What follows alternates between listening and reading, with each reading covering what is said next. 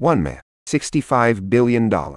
And absolutely nobody saw it coming. Nobody who mattered, anyway. New York, 1960. A 22-year-old kid starts an investment firm with 5,000 borrowed dollars debt a year. He was charming. He was confident. He made people feel like they just won the lottery by knowing him. His firm grew. Then he became chairman of NASDAQ, the most respected man in any room he entered. But upstairs, on the 17th floor, something else entirely was happening, something nobody was supposed to see. That floor ran a completely separate operation. Fake statements, fake trades, real money vanishing into thin air. The scheme was simple. New investor money paid old investor returns. No actual trading, just recycling faith. It only worked as long as people kept believing. Madoff's greatest product was trust, manufactured and sold wholesale. By the 90s, the money flowing in was staggering. Billions, from banks, charities, pension funds, celebrities, everyone. Clients got statements showing steady returns, 10 to 12%, every year, like clockwork, magic clockwork made of lies. The real money went to Madoff's personal accounts, mansions, yachts, a penthouse on the Upper East Side. His clients weren't just rich, they were the rich. Foundations, hedge funds, European royalty, and Steven Spielberg. Bernie, how do you always get these returns? I have a system, he said. You wouldn't understand it. He was invited everywhere. Palm Beach country clubs, charity galas, Wall Street dinners, always the most important person there. The SEC investigated him 5 times. 5 times they knocked on the door. 5 times they left empty-handed and satisfied. Meanwhile, one man in Boston was staring at spreadsheets and pulling his hair out. Something was profoundly wrong here. Harry Markopolos had reverse-engineered Madoff's supposed strategy. The math didn't work. It couldn't work. It was impossible. He wrote a 21-page report for the SEC titled, "The World's Largest Hedge Fund is a Fraud. Direct enough for you?" The SEC filed it away, literally, into a drawer, and forgot about it. The drawer is still probably confused about what happened.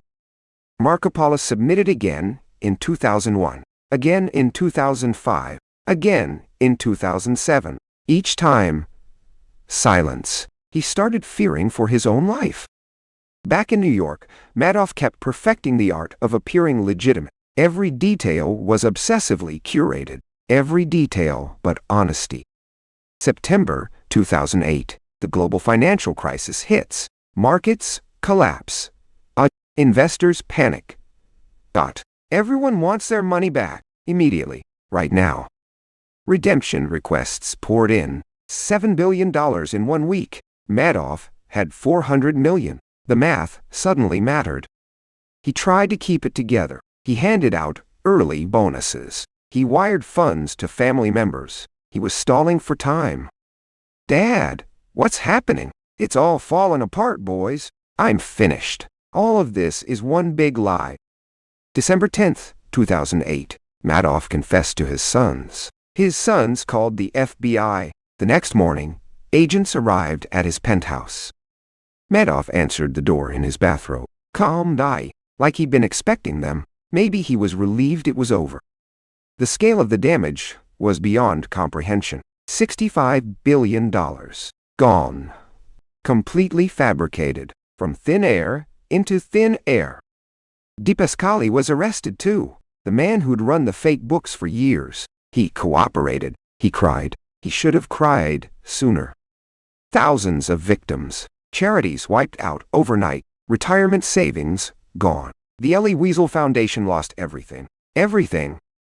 June 29th, 2009. Bernard Madoff stood before a federal judge and pleaded guilty to 11 federal felonies. All 11. Casually. The sentence? 150 years in prison. The judge gave him every single year available. Mathematically satisfying, at least.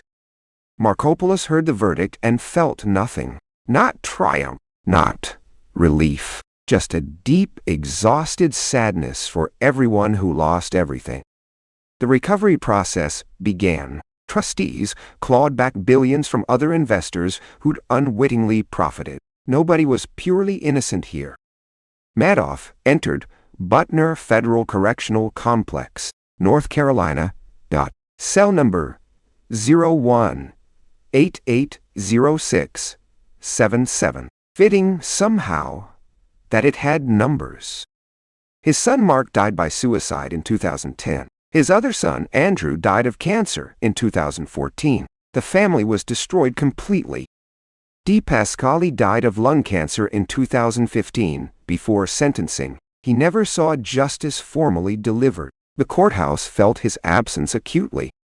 The Madoff Victim Fund was created. Over $4 billion eventually recovered and distributed. A fraction, but something real, finally.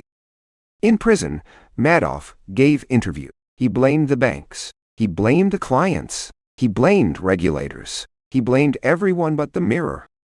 He requested compassionate release in 2020, citing kidney disease. The judge denied it. The victims wrote letters, 66 of them, against.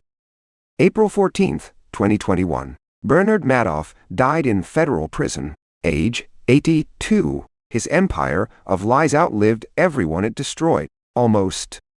The total actual cash lost was estimated at $17 billion, but the paper losses counted as $65 billion. Numbers become meaningless at scale.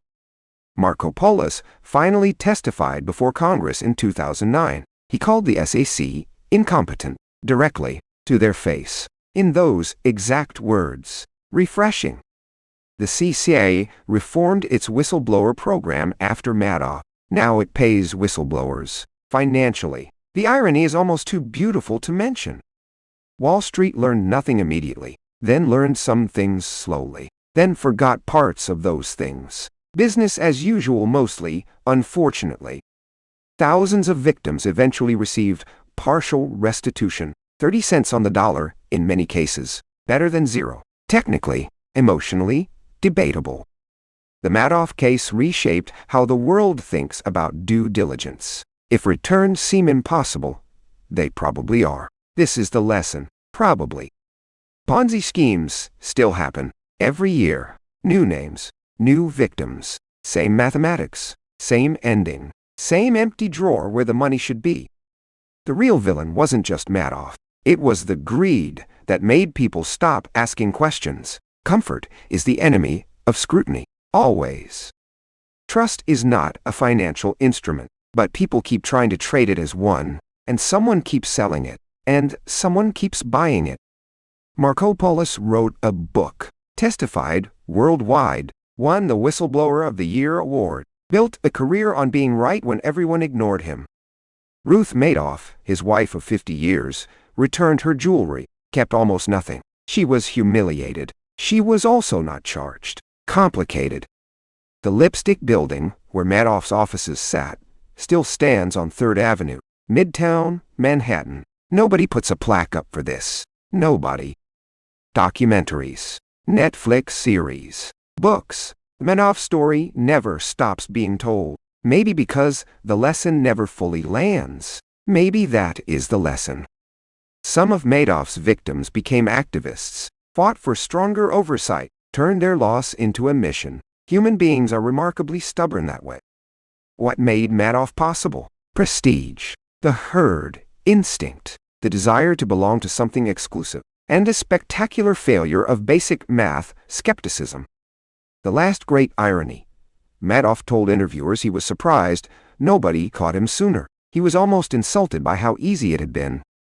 $65 billion, 4,900 clients, one man, 48 years of fraud. The numbers are almost peaceful in their completeness. The next Madoff is probably already operating somewhere, probably charming, probably confident, probably handling your money, probably. Just ask the questions, please. Bernie Madoff, by Rachel, the man who made the world feel stupid. and prove that the most dangerous thing in finance is an unquestioned answer. Good night.